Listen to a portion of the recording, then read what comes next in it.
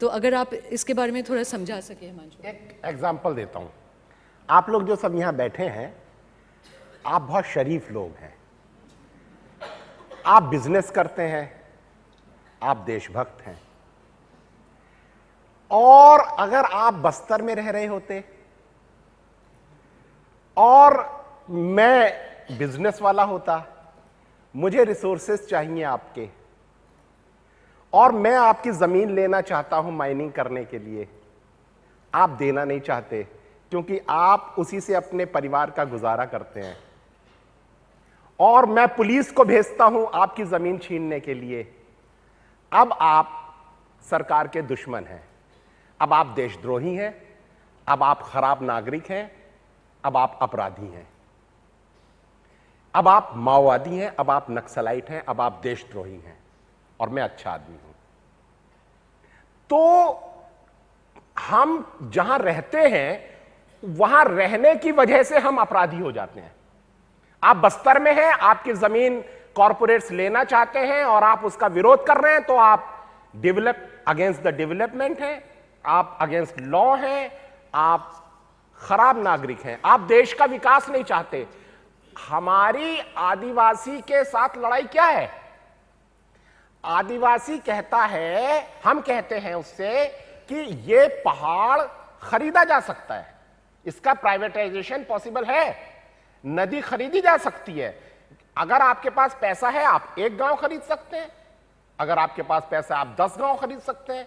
आदिवासी का कल्चर कहता है कि पहाड़ किसी का कैसे हो सकता है, नदी किसी की कैसे हो सकती है, और मैं पैसे के बदले में ये नहीं छोड़ूंगा।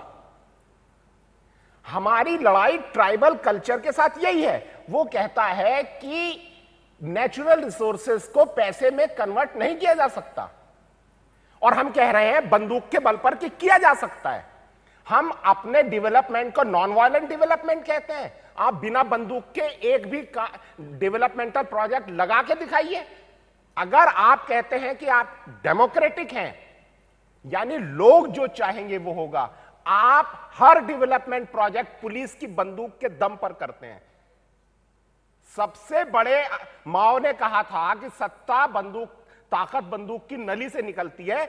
सबसे बड़े माओवादी तो हम लोग हैं।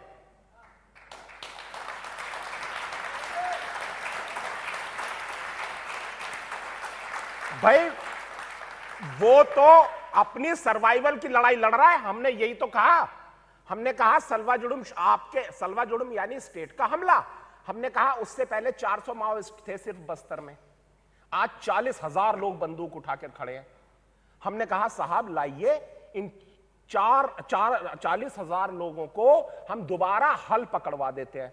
आप अपनी सिक्योरिटी फोर्सेस वापस बुलाइए, टीचर को भेजिए, हेल्थ वर्कर को भेजिए, आंगनबाड़ी कार्यकर्ता को भेजिए, और कहीं नक्सल अगर उनको परेशान करें, हम जिम्मेदार हैं, हम नक्सल्स के खिलाफ लड़ेंगे। और ये 40,000 लोग जिन्होंने बंदूक उठाई है, और ये 4 लाख लोग जो जंगल में छिपे हुए हैं, इनको लगेगा कि अब टीचर आ रहा है, अब हेल्थ वर्कर आ रहा है, लड़ाई खत्म हो गई, बंदूक छोड़ देंगे, हल चलाएंगे, किसान बन जाएंगे, हम खत्म करते हैं, लाइए हम लाते हैं शांति। इनको उल्टा लटका करके रात भर मारा है, नीचे मिर्च की धुनी दी है, और ये नहीं कहा कि तुमने मर्डर किया था इसलिए हम, वो कह रहे थे कि तुम यहां की आवाज दिल्ली तक क्यों ले जाते हो। एक दिन पहले एसपी ने बुलाकर कहा कि मैं तुम्हें 1 लाख रुपया देता हूं और ये संस्था का काम छोड़ दो। स्टेट को सब पता है क्या करना है, और वो जिस तरीके से क्रिमिनल बनकर लोगों के साथ काम कर रही है, उसमें पीस की आप उम्मीद मत करिए। सोनी सोरी का लेटर मेरे पास कल आया है। जो लड़की जिसका आपने कहा था वो टीचर है ट्राइबल, उसको जेल में डाला हुआ है। आप ये लेटर पढ़ नहीं सकते। मैंने कल अपनी वाइफ को पढ़कर सुनाया, उसकी तबीयत खराब हो गई। उसके साथ क्या ज्यादतियां की जा रही हैं, और ज्यादतियां करने वाला वहां का सुपरिंटेंडेंट ऑफ पुलिस है। उसने उसको इलेक्ट्रिक शॉक दिए, उसको उसके कपड़े उतारकर, और उसके बाद मैं बता नहीं सकता, उसके भीतर पत्थर भर दिए, उसकी बॉडी के भीतर, और वो कह रही है मैं मर जाऊंगी। वो दिल्ली में कह के गई थी मुझे छत्तीसगढ़ मत भेजिए, मैं मर जाऊंगी। उस लड़की को बचाने वाला आज कोई नहीं है।